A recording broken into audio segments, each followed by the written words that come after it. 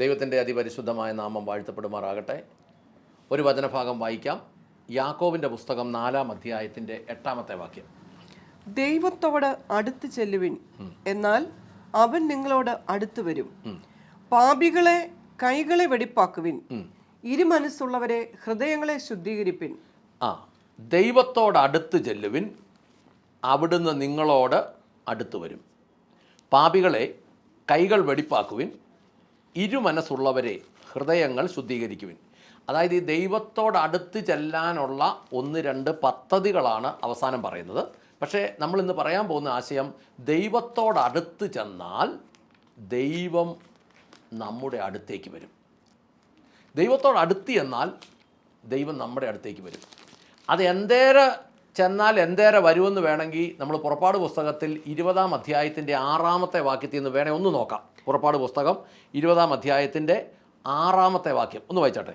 എന്നെ സ്നേഹിച്ച് എന്റെ കൽപ്പനകളെ പ്രമാണിക്കുന്നവർക്ക് 1000 തലമുറ വരെ ദയ കാണിക്കുകയും ചെയ്യുന്നു. ഏതാണ്ട് 1,000 വെച്ചെന്ന് വേണേൽ നമുക്കൊരു കണക്ക് പറയാം. നമ്മൾ ഒരടി അങ്ങോട്ട് വെച്ചാൽ 1000 അടി ദൈവം ഇങ്ങോട്ട് വെക്കും. നമ്മൾ 1 മീറ്റർ അങ്ങോട്ട് കയറി ചെന്നാൽ ദൈവം 1000 മീറ്റർ ഇങ്ങോട്ട് കയറി വരുമെന്ന് വേണമെങ്കിൽ നമുക്ക് കണക്ക് കൂട്ടാം. അതല്ലേ കർത്താവ് പറഞ്ഞത്, എന്നെ സ്നേഹിച്ച് എൻ്റെ കൽപ്പനകളെ പ്രമാണിക്കുന്നവരോട് 1000 തലമുറ വരെ കരുണ കാണിക്കും. അതായത് ഞാൻ എൻ്റെ ദൈവത്തെ സ്നേഹിച്ച് അവൻ്റെ കൽപ്പനകളെ അനുസരിച്ചാൽ എൻ്റെ 1000 തലമുറകളോട് കരുണ കാണിക്കും. അപ്പോൾ 1,000 അല്ലേ? ഇനി എൻ്റെ ആയുസ് മുഴുവനാണെങ്കിൽ, എൻ്റെ ആയുസ് മുഴുവൻ ഞാൻ ദൈവത്തെ സ്നേഹിച്ച് അവൻ്റെ കൽപ്പനകളെ അനുസരിച്ചാൽ എൻ്റെ 1000 തലമുറകളോട്, അപ്പോൾ 1,000 വെച്ച് ദൈവത്തോടടുത്ത് ചെന്നാൽ ദൈവം അടുത്ത് വരുമെന്നാണ് പറയുന്നത്. അത് വലിയ അത്ഭുതകരമായ ഒരു കാര്യമല്ലേ? Praise the Lord. അപ്പോൾ എങ്ങനെ ദൈവത്തിൻ്റെ അടുക്ക ചെല്ലും, എങ്ങനെ ദൈവത്തിൻ്റെ അടുക്ക ചെല്ലുമെന്ന് സങ്കീർത്തനത്തിൽ വ്യക്തമായിട്ടുണ്ട്. ദൈവത്തിൻ്റെ അടുക്ക ചെല്ലണമെങ്കിൽ സങ്കീർത്തനം 145 എന്നെടുത്തേ. 145-ന്റെ 18. യഹോവ തന്നെ വിളിച്ചപേക്ഷിക്കുന്ന ഏവർക്കും, സത്യമായി തന്നെ വിളിച്ചപേക്ഷിക്കുന്ന ഏവർക്കും സമീപസ്ഥനാകുന്നു. 2 കാര്യമാണ് പറയുന്നത്. തന്നെ വിളിച്ചപേക്ഷിക്കുന്ന എല്ലാവർക്കും, ഒരു കോമ ഇട്ടിട്ട് വീണ്ടും എഴുതുക, സത്യമായി തന്നെ വിളിച്ചപേക്ഷിക്കുന്ന എല്ലാവർക്കും. അങ്ങനെ 2 കാര്യമാണ് പറയുന്നത്. അങ്ങനെയുള്ളവർക്ക് സമീപസ്ഥനാണ്. യഹോവയെ വിളിച്ചപേക്ഷിക്കുന്നവർക്കും സത്യമായി തന്നെ വിളിച്ചപേക്ഷിക്കുന്നവർക്കും അവിടുന്ന് സമീപസ്ഥനാണ്. അതായത് അതെന്താണെന്ന് നമുക്ക് നോക്കണം. ദൈവത്തിൻ്റെ അടുത്തേക്ക് വരാൻ വിളിച്ചപേക്ഷിക്കണം. വിളിച്ചപേക്ഷിക്കണമെങ്കിൽ അതിനൊരു നാമമുണ്ട്. നാമത്തിലല്ലേ വിളിക്കുന്നത്. അങ്ങനെ നാമത്തിൽ വിളിച്ചാൽ മാത്രമേ പറ്റുള്ളൂ. നമ്മൾ കണ്ടിട്ടില്ലേ, ഈ ചില വിഭാഗം ആളുകൾ നാമം വിളിക്കുന്നു, നാമം ജപിക്കുന്നു, അങ്ങനെയൊക്കെ ഉണ്ട്. അപ്പോൾ വിശ്വാസി നാമത്തെ വിളിച്ചപേക്ഷിക്കുക എന്ന് പറഞ്ഞാൽ എന്താ? കൂവണോ? അല്ലെ സത്യസന്ധമായി വിളിച്ചപേക്ഷിക്കുന്നത് എങ്ങനെ? അത് സങ്കീർത്തനത്തിൽ തന്നെ പറയുന്നുണ്ട്. സങ്കീർത്തനം 69 എടുത്തേ. 69-ന്റെ 1 വായിച്ചേ.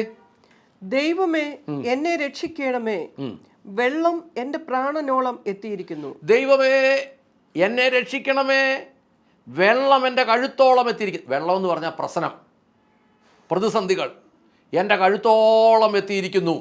ഇവിടുത്തെ അർത്ഥം അതാ. 2, ഞാൻ നിലയില്ലാത്ത ആഴമുള്ള ചേറ്റിൽ താഴുന്നു, ആഴമുള്ള വെള്ളത്തിൽ ഞാൻ മുങ്ങിപ്പോകുന്നു, പ്രവാഹങ്ങൾ എന്നെ കവിഞ്ഞൊഴുകുന്നു. ചെളി നിറഞ്ഞ നിലയില്ലാത്ത കയത്തിൽ ഞാൻ താണു പോകുന്നു, ഞാൻ ആഴത്തിൽ അകപ്പെട്ടിരിക്കുന്നു, ജലപ്രളയം എന്നെ വിഴുങ്ങിക്കളയുന്നു. അതായത് ചെളി നിറഞ്ഞ, ഇതെല്ലാം പ്രശ്നങ്ങളെയാണ് പറയുന്നത്. ചെളി നിറഞ്ഞ നിലയില്ലാത്ത കയത്തിൽ താണു പോകുമ്പോൾ എങ്ങനെയാണ് വിളിക്കുന്നത്? രക്ഷിക്കണേ, സഹായിക്കണേ, പ്ലീസ് എന്നാണ് പറയുന്നത്.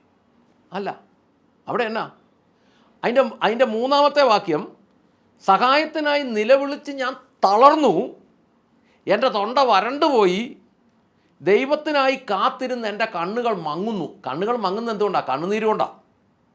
അപ്പോൾ നിലവിളിച്ച് കാത്തിരുന്ന് കണ്ണുനീര് മങ്ങിയിട്ടും ദാവീദ് പറയുമോ, ഞാൻ നിലവിളിച്ചുകൊണ്ടേയിരുന്നു, എൻ്റെ ദൈവമേ, എൻ്റെ ദൈവമേ, എൻ്റെ ദൈവമേ എന്ന് ഞാൻ നിലവിളിച്ചുകൊണ്ടിരുന്നു. 1-ാമത്തെ വാക്യത്തിൽ പറയുന്നത്, എന്നെ രക്ഷിക്കണേ, പ്രശ്നം എൻ്റെ കഴുത്തോളം എത്തിയിരിക്കുന്നു, ഞാൻ മുങ്ങുന്ന അവസ്ഥയിലെത്തിയിരിക്കുന്നു, എന്നെ രക്ഷിക്കണമേ എന്ന് നിലവിളിച്ചു.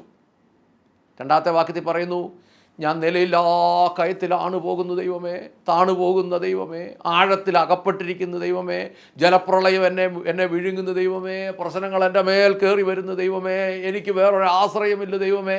ദാവീദ് നിലവിളിച്ചു. അവസാനം മൂന്നാമത്തെ ഭാഗം എന്നാ പറയുന്നത്? നിലവിളിച്ച് തളർന്നു, തൊണ്ട പറ്റിപ്പോയി. എന്നിട്ട് മാത്രമല്ല, കണ്ണുകളും കണ്ണുനീര് കൊണ്ട് മങ്ങുന്നു. എന്നിട്ടും വിട്ടില്ല ദാവീദ്. അതാണ് ദാവീദ് എന്ന രാജാവിൻ്റെ ക്വാളിറ്റി. അതാ, ഇവൻ ആടിനെ മേയ്ക്കാൻ പോയിടത്തുനിന്ന് വിളിച്ചു വരുത്തി ഇവനെ അഭിഷേകം ചെയ്യുന്നിടത്തു നിന്ന് ഇസ്രയേലിൻ്റെ രാജാവിൻ്റെ സ്ഥാനം വരെ ഇവൻ വരുമ്പോൾ ഇവൻ്റെ ആകെയുള്ള കൈമുതലെന്ന് പറഞ്ഞത് ഈ നിലവിളിയും കരച്ചിലും മാത്രമാണ്. അവനെ കയറ്റിക്കൊണ്ടുവന്ന ദൈവം, അവനെ കയറ്റിക്കൊണ്ടുവരുന്ന ദൈവം.